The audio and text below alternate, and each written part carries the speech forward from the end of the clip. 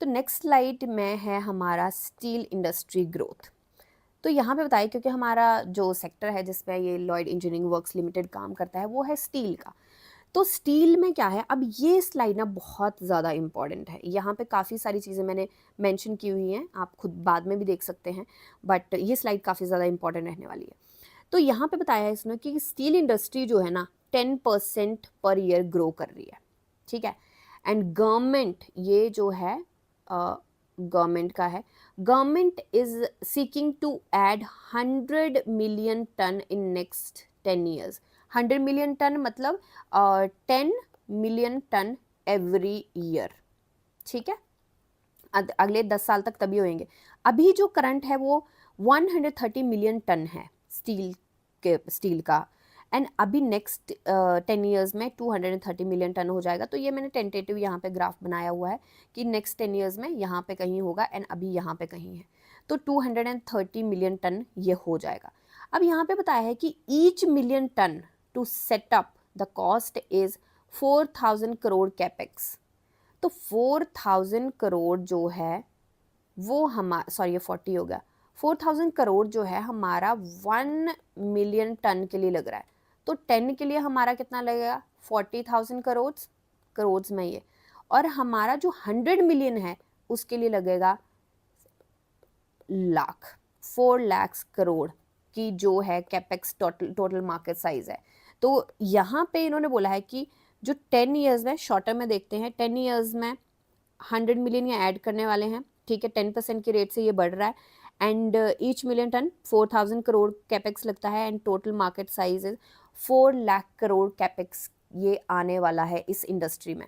अब यहाँ पे बोला है कि Lloyd engineering works limited equipment contribution in total market is going to be not less than 50%। ये बहुत इंपॉर्टेंट चीज़ है, नॉट लेस देन 50%। इन्होंने बोला है कि ज़्यादा नहीं होगा, अगर ज़्यादा नहीं होगा इनका तो कहते कि 50% से कम भी नहीं होगा। और 50% का मतलब है कि 4 लाख करोड़ को 2 से डिवाइड कर दो तो वो आता है 2 लाख करोड़। तो ये बोल रहे हैं कि लॉयड इंजीनियरिंग का आने वाले टाइम में 2 लाख करोड़ का आउट ऑफ 4 लाख करोड़ का कंट्रीब्यूशन होगा आने वाले 10 सालों में।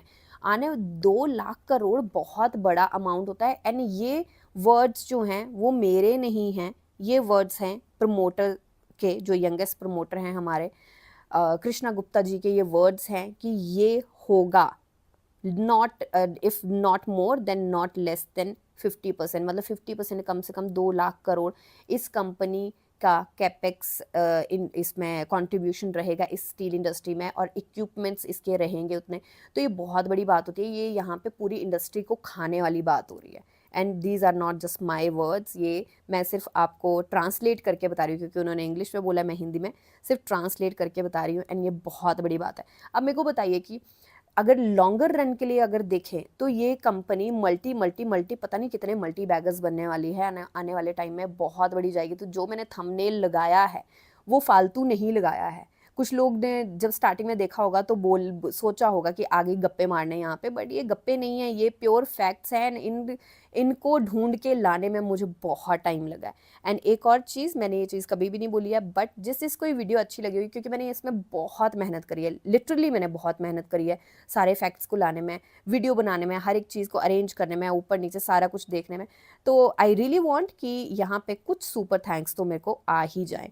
तो काफ़ी टाइम से हो गया वीडियो का, एंड जल्दी से जाओ और सुपर थैंक्स दे दो मुझे। एंड रेस्ट, सुपर थैंक्स से मैं जाके कॉफ़ी पीऊँगी और शांति से आराम करूँगी, क्योंकि बहुत टाइम से मैं बहुत मेहनत करी और बीमार भी बहुत रही हूँ। तो जल्दी से जाओ, सुपर थैंक्स दो। ओके, बैक टू टॉपिक, ठीक है। तो यहाँ पे अब इन्होंने एक और बात करी है, Lloyd engineering works limited tentatively will add 400 crore this financial year. तो 400 करोड़ का बहुत बड़ी बात है।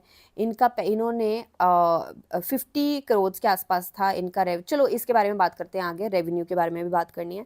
तो यहाँ पे Lloyd engineer margin is minimum 50%। तो इन्होंने बोला कि ये 15% अपने मार्जिन रख के चलते हैं, कोई भी इनका प्रोजेक्ट होता है तो 15% अपना रख के चलते हैं। अब यहाँ पे ना आगे भी मैंने ये मेंशन किया है, बट यहाँ पे एक और चीज़ है कि अगर अगर कोई प्रोजेक्ट है जिसमें 15% से कम का मार्जिन है, तो इनका एक ही क्राइटेरिया है कि या तो वो लॉन्ग ओके तो वो लॉन्ग विजन लेके चलना चाहिए, लॉन्गर विजन होना चाहिए इसका, मतलब लॉन्ग टर्म के लिए चलना चाहिए। Otherwise they are not agree to compromise on their margins, क्योंकि कंपनी बड़ी मुश्किल से अपनी आइडेंटिटी रीबिल्ड कर रही है।